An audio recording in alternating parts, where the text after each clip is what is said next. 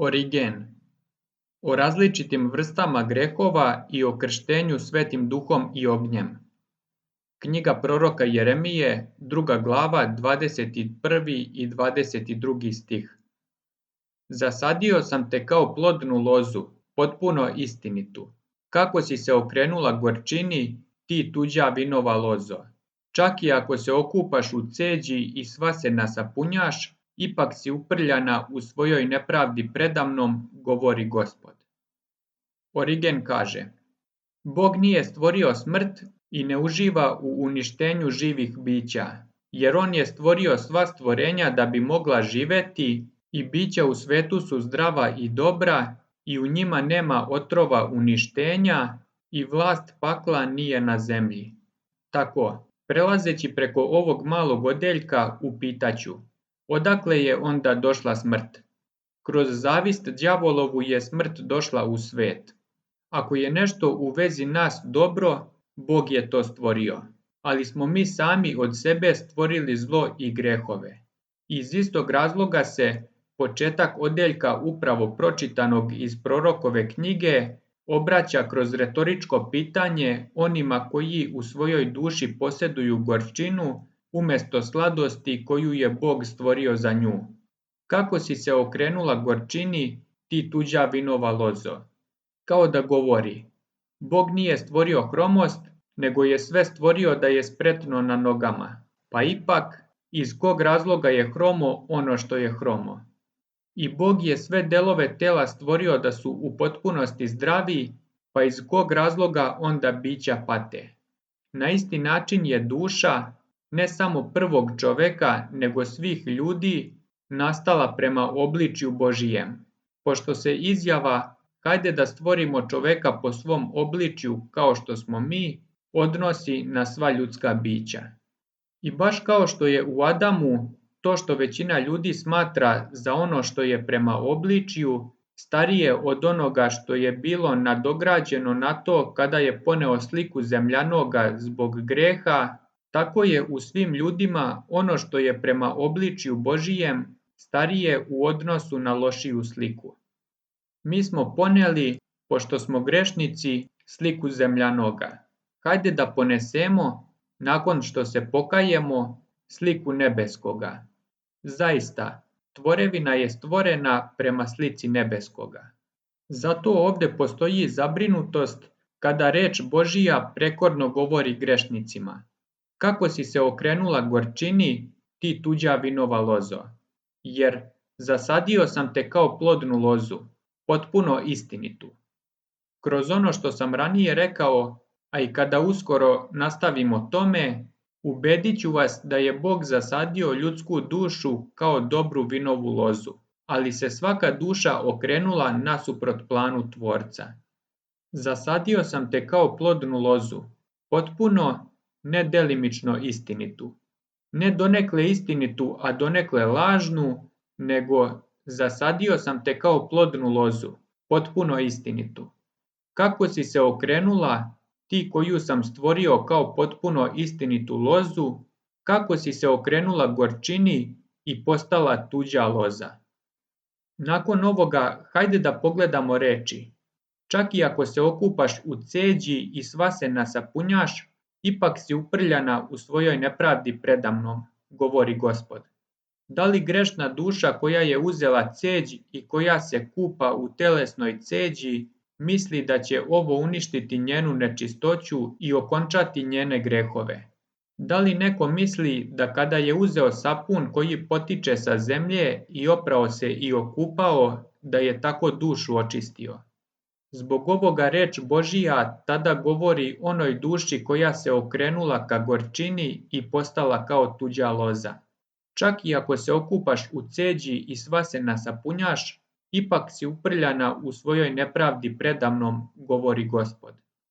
Čovek treba da shvati da reč Božija posjeduje svaku moć i baš kao što on posjeduje silu svih pisama, tako reč ima silu svakog melema i on je najveća snaga svega što vrši očišćenje.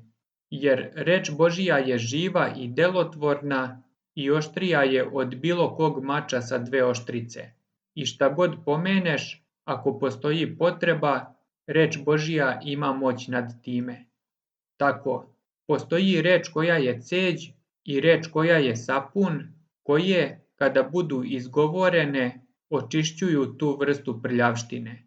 Ali pošto reč koja je ceđ i reč koja je sapun ne čiste svaku vrstu greha, a postoje i gresi za koje nije potrebna ni ceđ ni sapun, rečeno je onoj duši koja misli da ima grehe koji mogu biti oprani u ceđi i sapunu.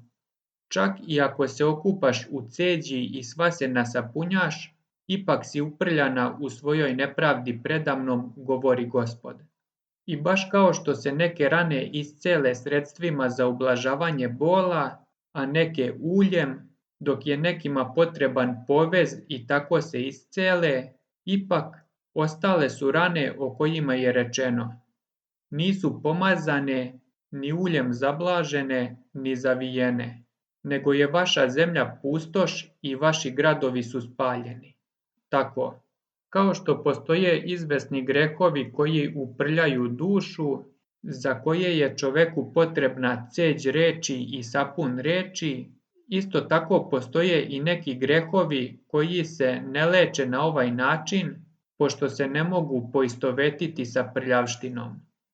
Tako, kada se shvate razlike u grehovima, primetite kako Gospod govori u Isaiji. Gospod će oprati nečistotu sinova i kćeri Siona i očistit će krv od njih duhom suda i duhom spaljivanja. Nečistotu i krv. Nečistotu duhom suda, krv duhom spaljivanja. Čak i ako nisi počinio greh koji vodi u smrt, ipak si zgrešio, postao si uprljan. Tako, Gospod će oprati nečistotu sinova i kćeri Siona i očistit će krv od njih, i duh suda je naknada za nečistotu, a duh spaljivanja zbog krvi. I većini nas, kada god ljuće zgrešimo, nije neophodan ceđ ili pranje sapunom, nego duh spaljivanja. Zbog ovoga Isus, sada možda otkrivam razlog, krštava u Svetom Duhu i ognju.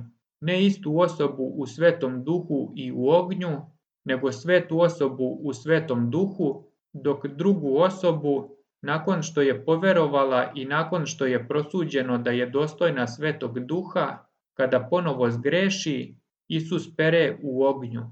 Tako da nije ista osoba koju je Isus krstio u Svetom Duhu i u ognju.